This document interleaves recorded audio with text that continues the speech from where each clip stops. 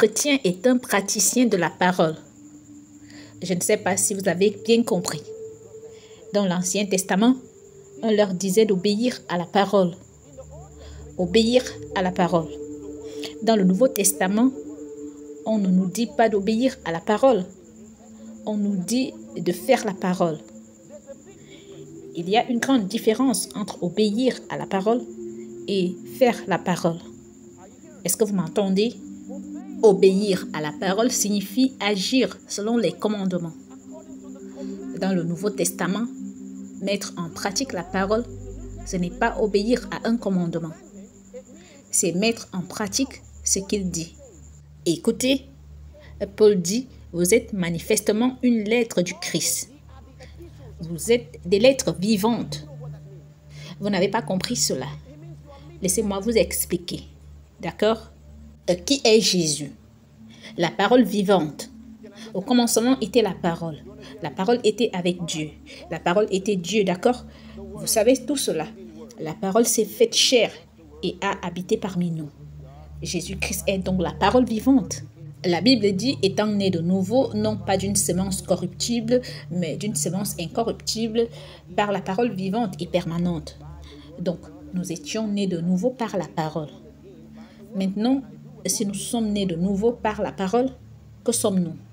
Les chiens donnent naissance à des chiens. Les chèvres donnent naissance à des chèvres. Allez, parlez-moi. Alors, quand la parole de Dieu donne naissance, qu'est-ce que vous serez? La parole.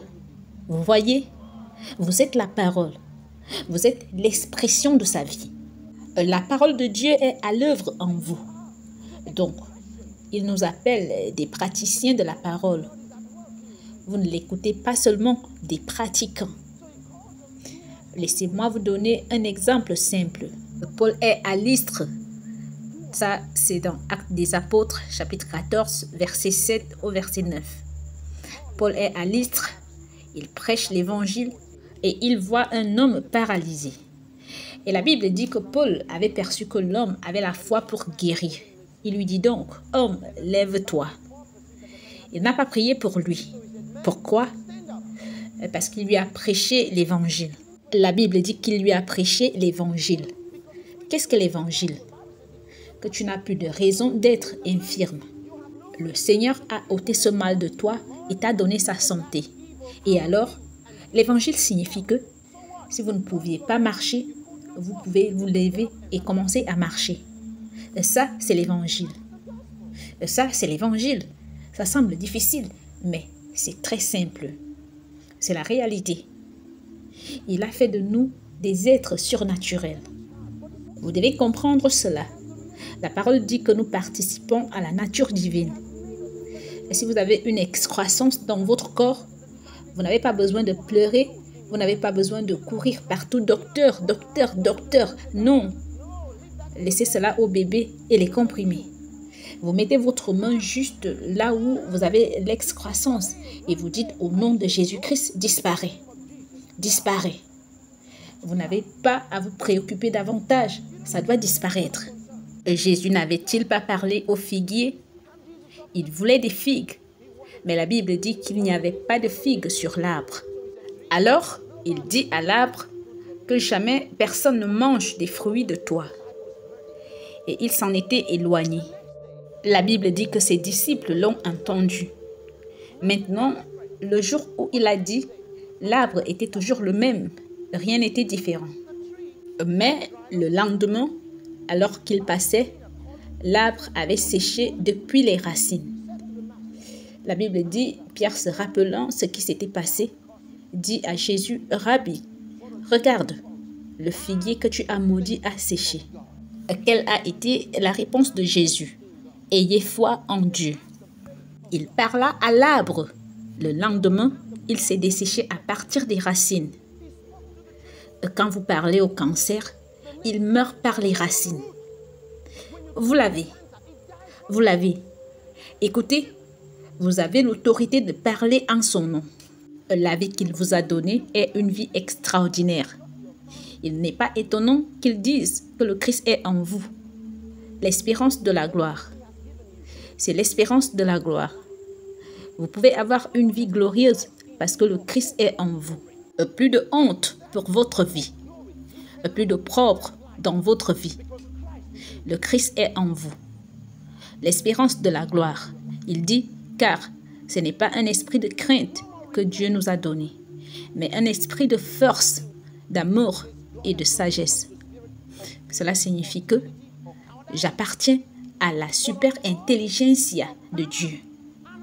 Je ne serai jamais bête. Je ne parlerai jamais bêtement. Il dit qu'il m'a donné un esprit de force, d'amour et de sagesse. Un esprit de sagesse. Un esprit de sagesse. Un esprit de sagesse. Je suis sage. Dites-le avec moi. Je suis sage. Je suis sage.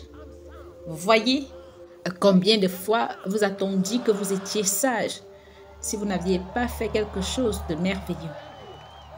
Ce n'est pas eux qui vous le donnent, mais c'est Dieu qui vous le donne. Et c'est ainsi que vous parlez à vos enfants. C'est ainsi que je parle à mes enfants. Je leur dis qu'ils sont les meilleurs à l'école. C'est ce que je leur dis. Je leur dis, n'oublie pas que tu es la plus intelligente de la classe. C'est ça que vous devez leur dire. Dites, je suis sage. Je suis sage. Parce que le Saint-Esprit est venu résider en vous, vous êtes sage. Et vous savez quoi?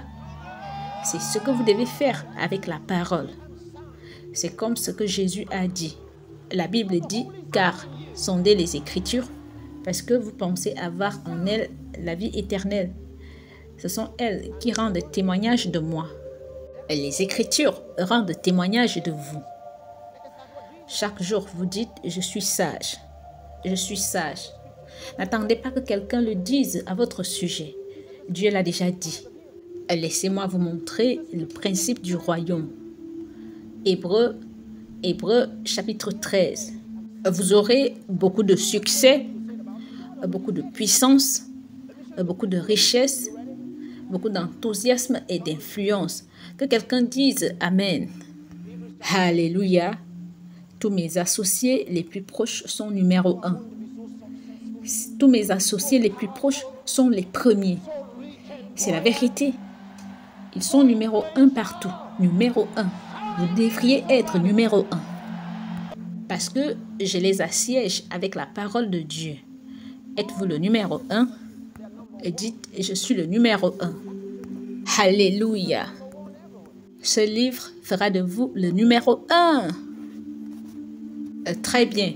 Hébreux chapitre 13. Je veux que nous le regardions. Vous savez, parfois les gens lisent la Bible en accéléré. Et quand ils lisent la Bible en accéléré, ils perdent beaucoup de choses. D'accord? Maintenant, je vais la lire lentement. Je veux que vous remarquiez quelque chose qui est difficile à observer. Il n'est pas étonnant que vous n'en ayez jamais entendu parler. Au verset 5, il dit que vos mœurs soient sans avarice, étant content de ce que vous avez présentement. Car lui-même a dit, je ne te laisserai point et je ne t'abandonnerai point. Au verset suivant, il dit, de sorte que nous pouvons dire avec assurance, le Seigneur m'est en aide et je ne craindrai point ce que l'homme pourrait faire. Je veux vous montrer quelque chose de très puissant de ces deux versets. Dieu nous montre un principe extraordinaire du royaume de Dieu. Il a dit, de sorte que nous pouvons dire avec assurance. Il a dit, de sorte que nous pouvons dire avec assurance. Cela vous dit quelque chose? La raison pour laquelle Dieu a dit ce qu'il a dit, c'est pour que nous puissions ardemment dire quelque chose qui soit conforme à ce qu'il a dit. Il a donc dit, car ce n'est pas un esprit de timidité que Dieu nous a donné, mais un esprit de force, d'amour et de sagesse. Dites encore, je suis sage. Dites-le encore. Vous voyez que je peux hardiment dire cela? Je suis sage. Donc, j'entre dans le privé de ma chambre et je dis, je suis sage.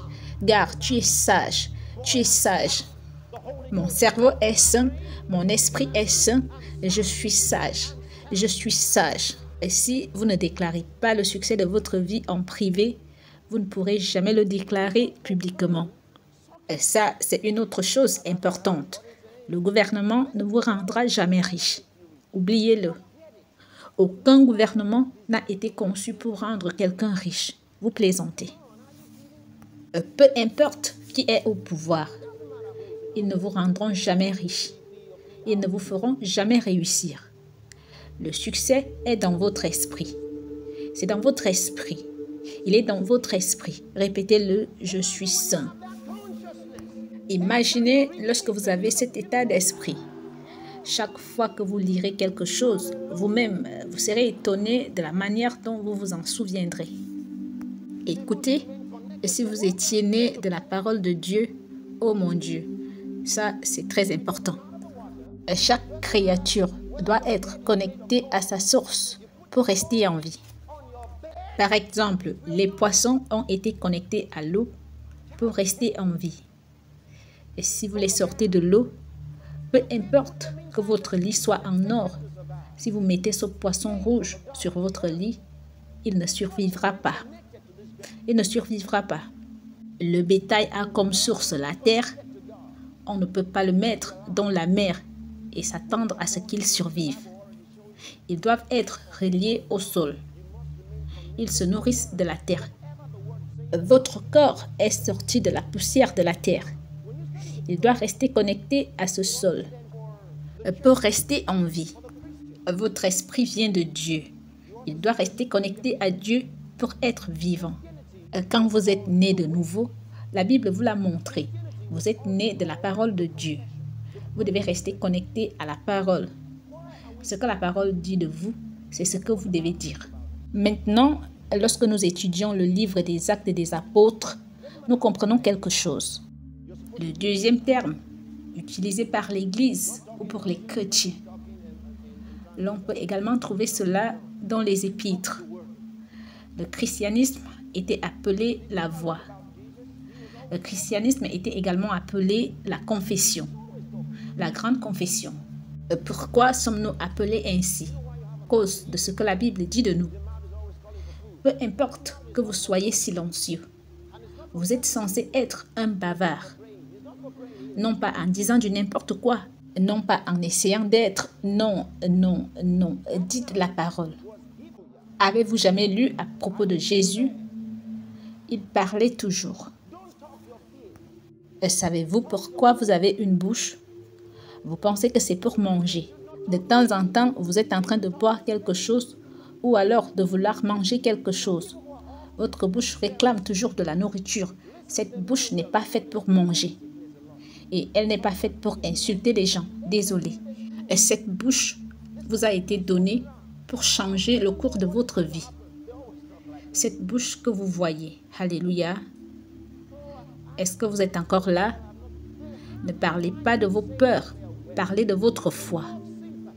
Le chrétien ne doit pas parler de ses peurs. Il doit parler de sa foi. Maintenant, les gens qui sont souvent très malades, écoutez-les très bien. Vous remarquerez qu'ils parlent beaucoup de maladies. Ils parlent beaucoup de leurs peurs. Ils disent, « Hey, ils ont dit qu'il y a beaucoup de grippe dehors. Nous ne savons pas ce qui va se passer. » Ils parlent toujours ainsi. « Oh, je ne vais pas très bien. » Ils n'aiment guère dire qu'ils vont bien. Ils aiment la sympathie. Comment allez-vous? Je vais un peu bien. Je suis là. Toutes sortes de réponses.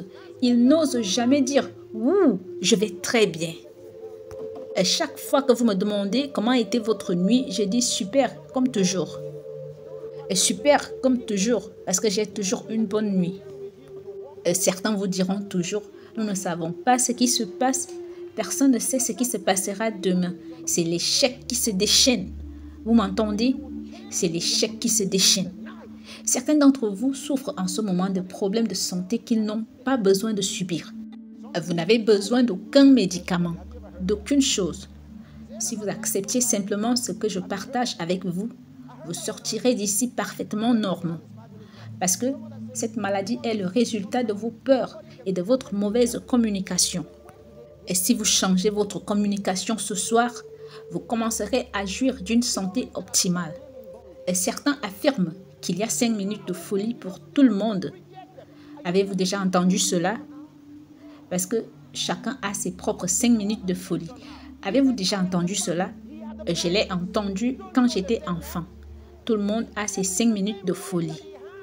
D'autres disent que tout le monde est malade d'une manière ou d'une autre. Personne ne peut être en parfaite santé. Où vont-ils chercher ces théories? Des théories qui les ont maintenus en esclavage. Peu importe qui vous a donné ces théories, rejetez-les. Êtes-vous en train de me dire que Jésus était malade d'une manière ou d'une autre? Il dit, je suis le cep, vous êtes les sarments. Vous ne comprenez pas cela? Cela signifie que c'est cette même vie qu'il vous a donnée. J'ai la vie de Dieu en moi. J'ai la vie de Dieu en moi. Maintenant, imaginez si pendant les 20 dernières années, vous parliez ainsi. Imaginez si au cours des 20 dernières années, vous parlez ainsi. Écoutez, mon père est ici. Il vous dira que je parle ainsi depuis plus de 20 ans. Êtes-vous là? Je parle ainsi depuis plus de 20 ans. Et j'ai toujours parlé ainsi. Et j'ai la vie de Dieu en moi. Ce n'est pas quelque chose que j'ai découvert au hasard. Et c'est la vie de Dieu qui a pris vie dans mon esprit. Et quand je l'ai saisi, je l'ai approuvé et confessé. Et j'ai dit que je ne serai jamais pauvre. Oui, j'ai découvert quelque chose dans la parole de Dieu. Et je suis une réussite. Et ce que je dis, c'est que je suis une réussite depuis de nombreuses années. Et lorsque j'étais encore étudiant, j'organisais ce que j'appelais des séminaires sur le succès dans la vie. J'ai encore les cassettes. Et lorsque j'étais étudiant, je tenais des séminaires sur la réussite dans la vie. Comment réussir dans la vie. J'ai encore les cassettes. Alléluia. Parce que j'ai découvert que les trucs dans ce livre, ça marche mon frère. Ça marche. J'ai découvert que je pouvais parler à ma voiture. Je peux parler à mon corps. Je peux parler à mes chaussures. Je peux parler à n'importe quoi. Je peux parler à mon argent. Je peux parler à tout. J'ai découvert et j'ai commencé à le faire. Et ça, c'est le moyen. Nous sommes des fils de Dieu.